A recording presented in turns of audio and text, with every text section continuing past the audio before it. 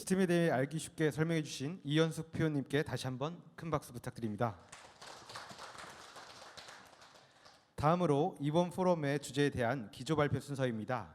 서울대학교 사범대학 화학교육과 정대홍 교수님을 앞으로 모시겠습니다. 큰 박수 부탁드립니다.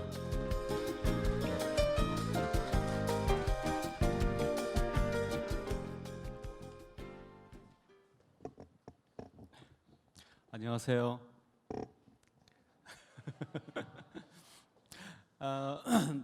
제가 이 자리에 이렇게 또 초청받아서 굉장히 감사하고 영광입니다. 이 자리는 주로 이 재단의 과제 제출하고 평가받을 때 대기실로 썼었는데 제대로 오늘 한번 자리를 활용하는 것 같습니다. 제가 가만히 생각을 해봤어요. 제가 참 저는 여기 있는 것처럼 서울대학교 화학교육과에서 우리 화학교사 교원 양성을 제 주 업무로 하고 있고요. 대학원에서는 이제 나노과학을 중심으로 연구를 하고 있습니다. 그래서 왜 저를 재단에서 불렀을까 하고 가만히 생각을 했는데 지금 여기 주제가 이제 융합 인재 양성 아닙니까? 이제 나노라는 주제가 약간은 연구 중심에 좀 어렵다 하고 생각하는 첨단 주제인데 그거를 이제 또 스팀이라는 또 현장에 적용하는 이런 프로그램과 연계시킨 또 사례라 한번 또 소개도 좀 하라는 뜻이 아닐까 생각을 하고 오늘 발표자를 준비를 했습니다. 저희가 나노 과학을 이제 연구를 하고 있는데 나노에 대한 것이 이제 초중 고등학교 관련해 가지고 고민을 한 것은 사실 10년이 넘었어요. 저희보다 미국이 조금 앞서서 고민을 했고 저희도 뭐 사실 10년 전에 첨단과학 교사연수센터도 한국과학창의재단에서 이제 만들고 했는데 이 수많은 나노 주제 중에 사람들이 고민을 좀 했어요. 뭘 가르칠 것인가. 그래서 이제 한 몇십 명의 과학자들을 모아놓고 각자 중요하다는 얘기를 한번 다 해봐라. 그래가지고 도출을 한 것이 9가지 주제를 도출을 했습니다. 그 중에 이제 몇 가지를 이제 저희가 활용을 해가지고 스팀 교육 프로그램에 이제 활용을 했는데요. 그 중에 제가 이 3가지를 대표적으로 예를 들었는데 이제 양자 효과, 크기 의존 효과, 사이즈 앤 스케일 이런 걸 이제 앞에다 전면에 내놨는데 한 가지만 말씀드리면 크기 의존 성질이라는 것이 사실 이게 중고등학교로 가면 굉장히 재밌고 또 갈등을 일으키는 주제예요.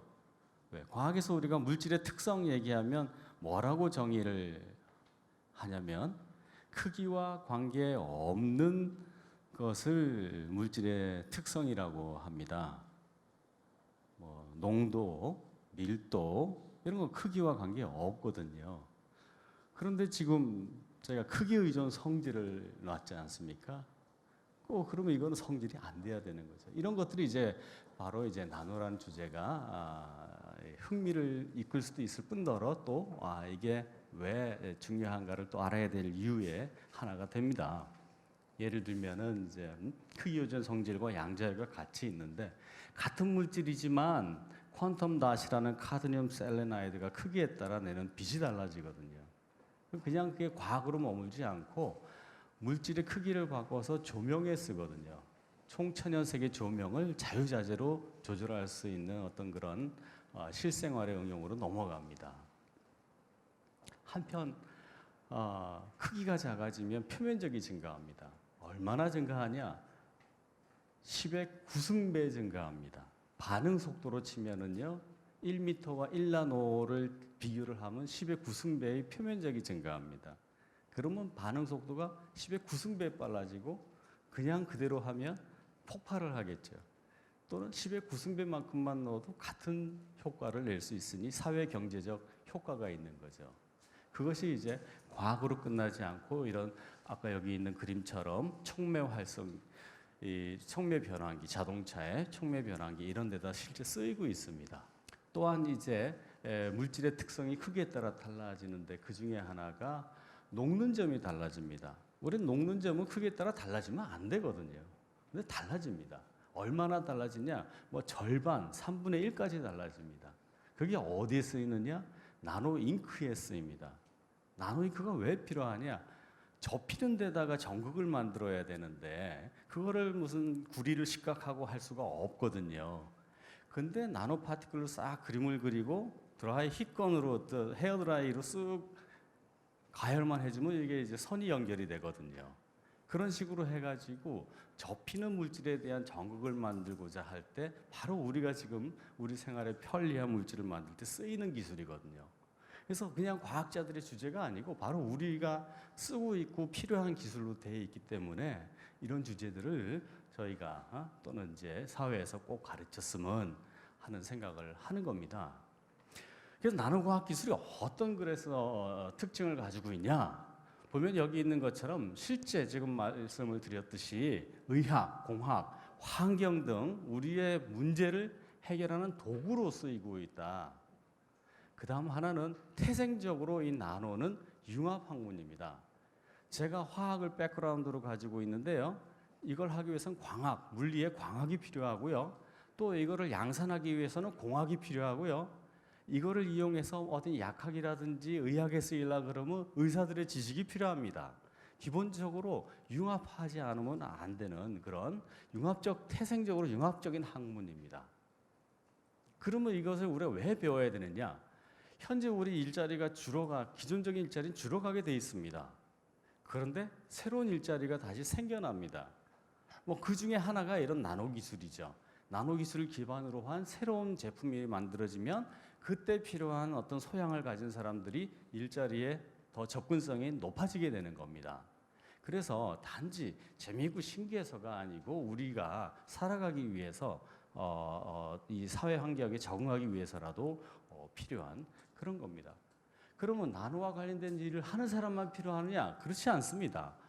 우리가 이제 국회의원을 뽑듯이 대통령을 뽑듯이 또는 어떤 특정한 정책에 대한 어떤 국민의 여론을 조성하듯이 할 때 우리가 이 분야에 대해서 적절한 소양이 있을 때 적절한 의사결정 능력을 발휘할 수 있고 그것이 적절한 방향으로 국가가 재원을 투자해서 사회를 이끌어 나갈 수 있게 만들 수가 있습니다.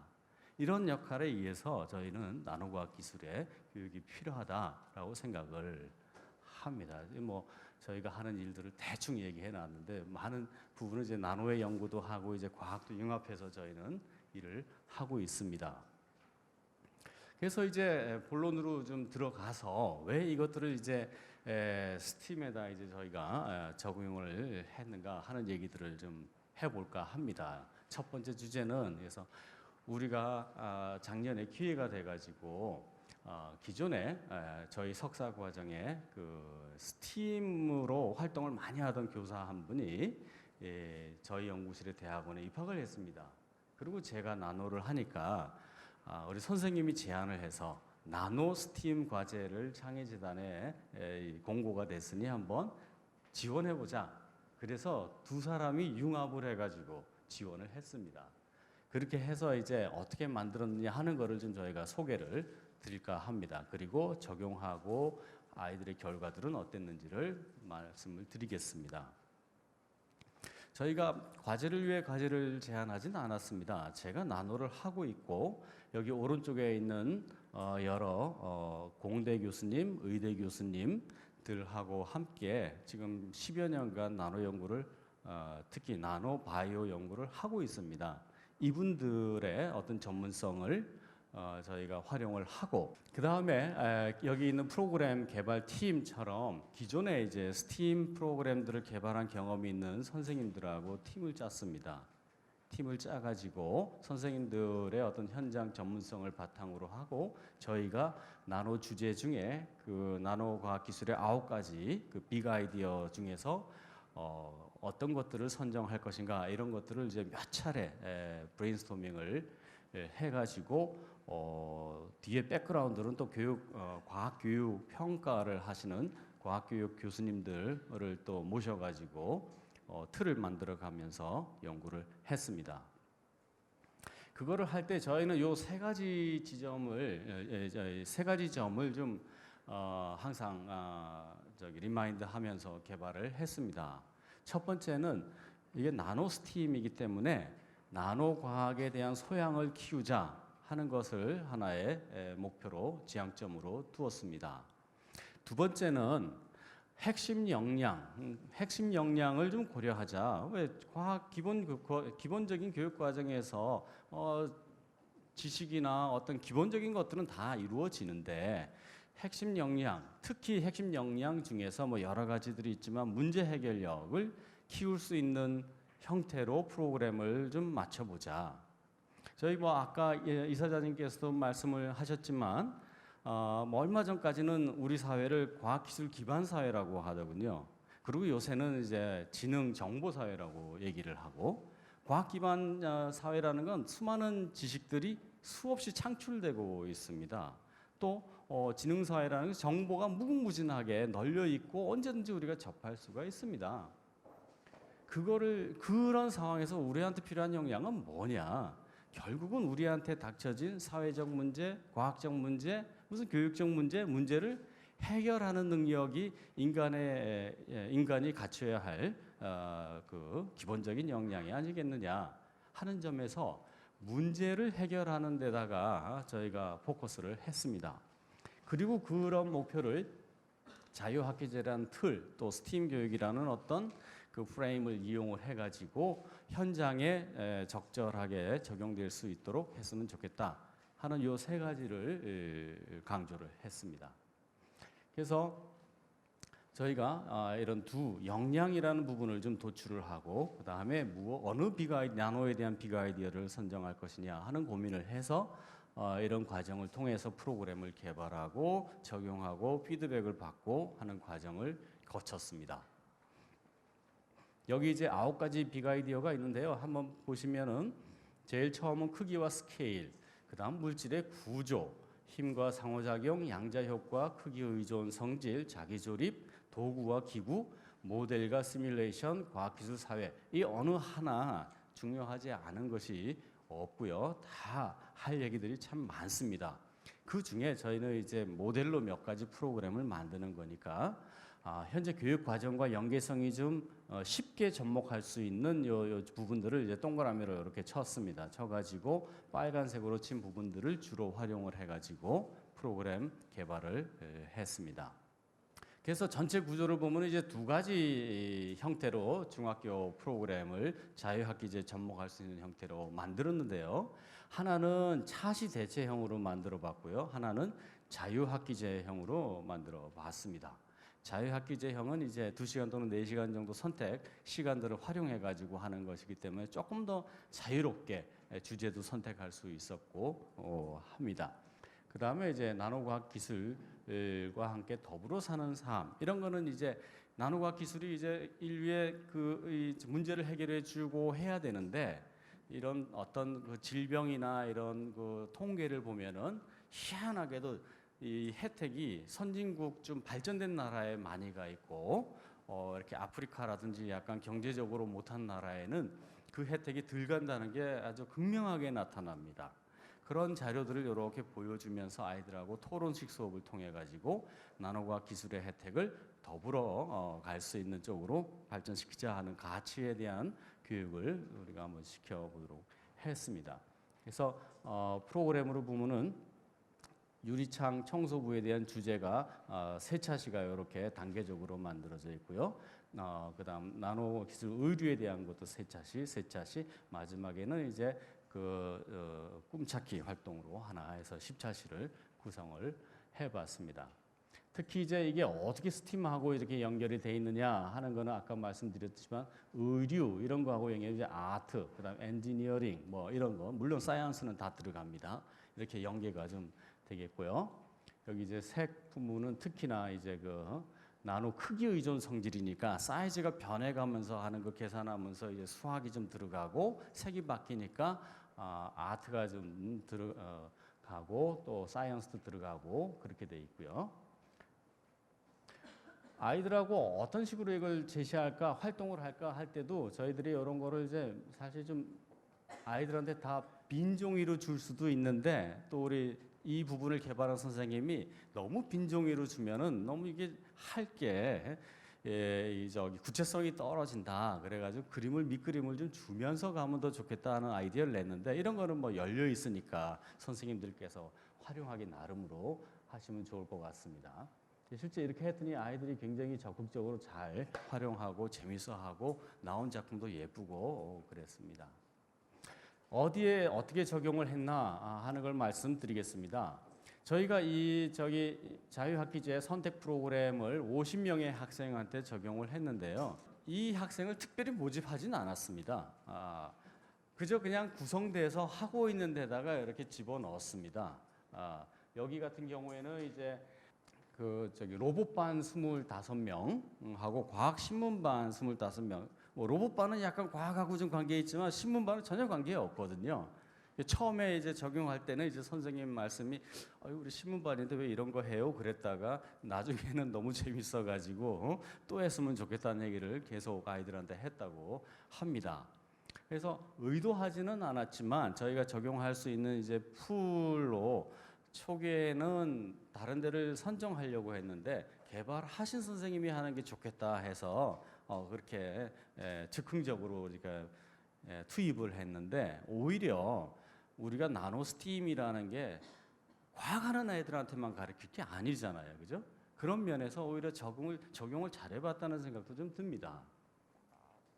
그림으로 말씀을 드리는데 아이들이 모든 프로그램에 너무 즐겁게, 너무 재밌게 참여를 했습니다.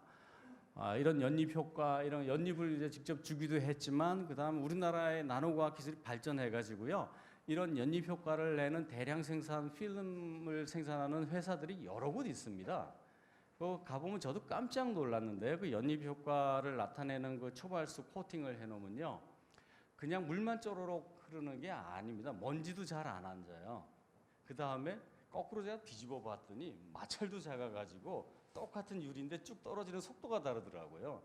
그거를 한번 이렇게 만져보면 선생님들이 여러 가지 응용할 수 있는 아이디어들이 생길 겁니다. 그래서 이런 소재들도 우리가 쉽게 한국 안에서 구할 수 있는 소재들이고요. 그 다음에 이제 미래 자동차 이런 거는 이제 나노를 가지고 각종 이런 좀 소재적 측면, 특히 우리가 CNT, 카본 나노 튜브 이런 거 어디 쓰나 참 궁금한데 많이 쓰더라고요. 어디 쓰느냐? 약간은 좀 팬시하지는 않지만 우리가 반도체 산업국가인데 반도체 디스크가 이만한 거를 들고 가는데 이게 정전기 스파크 한번 나면 불량품이 왕창 생깁니다. 이 정전기 스파크를 안 나게 캐리어, 플라스틱 캐리어인데 그거를 CNT를 잔뜩 섞어가지고 캐리어를 만들면 정전기 방지가 된대요. 그래가지고 굉장히 실제로 많이 이렇게 수출도 하고 하는 회사들이 한국에도 있고요. 그 다음에는 이제 모니터 같은데 정전기 없애야 되는 모니터 이런 데도 좀 쓰고 여러 군데로 좀 쓰고 있더라고요. 아까 그 STS와 정책과 관련해 가지고 어떤 통계 자료, 나노과학 기술이 적용돼서 혜택을 보는 거를 세계 지도 속에 이렇게 표시를 해 보면은 그게 미국 쪽, 유럽 쪽에 이렇게 잘 돼 있고 아프리카까지 가면 아주 새카맣게 돼 있고 그런 걸 바로 아이들이 봅니다. 왜 그러냐 하는 거를 한번 토의를 해 보면은 굉장히 재밌는 결론들이 도출되고 그래서 아이들이 이제 정책도 만들어 보는 겁니다. 그래서 이렇게 정책을 세우자 하고 자기들이 토의해가지고 만들고 하는 이런 어떤 거를 엮어갈 수 있는 좋은 소재가 구체적인 소재가 되었습니다. 이제 이런 통계 자료는 보면 항상 노력을 들여서 했는데 어떻게 안 좋겠습니까? 다 잘 나옵니다. 잘 나오고 실제로 잘 나왔고요. 어떤 이제 우리가 해 보면서 이렇게 생각을 한 것은 이제 이건 시작이고 저희는 이제 시작이고 이런 게 더 확장이 돼가지고 더 많이 개발이 돼야 되는데 이런 것들을 계기로 해가지고 저처럼 나노과학이나 또 첨단과학을 하시는 분들이 조금 더 교육 쪽에 이렇게 발을 들여가지고 그 현장 교육에 기여할 수 있는 기회들이 이제 더 생기면 좋겠다 하는 생각을 합니다. 그리고 이제 프로그램이라는 게 해보면 알지만 거기서 그냥 좋은 게 나오지 않습니다. 한번 만들고 적용해보고 고치고 또 적용해보고 그런 일을 하거든요.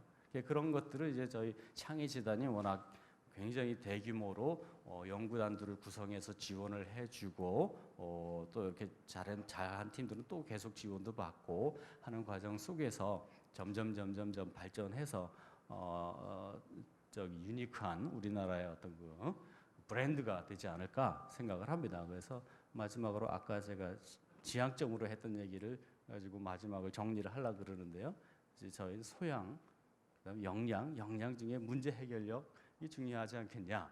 특히 지금과 같이 이 지능, 정보 사회로 가는데 있어서 그래서 이제 점점점 이제 현실에 맞게 교육에도 좀 해보자 하는 이제 그런 말로써 제 부족한 얘기를 마치겠습니다. 경청해 주셔서 감사합니다.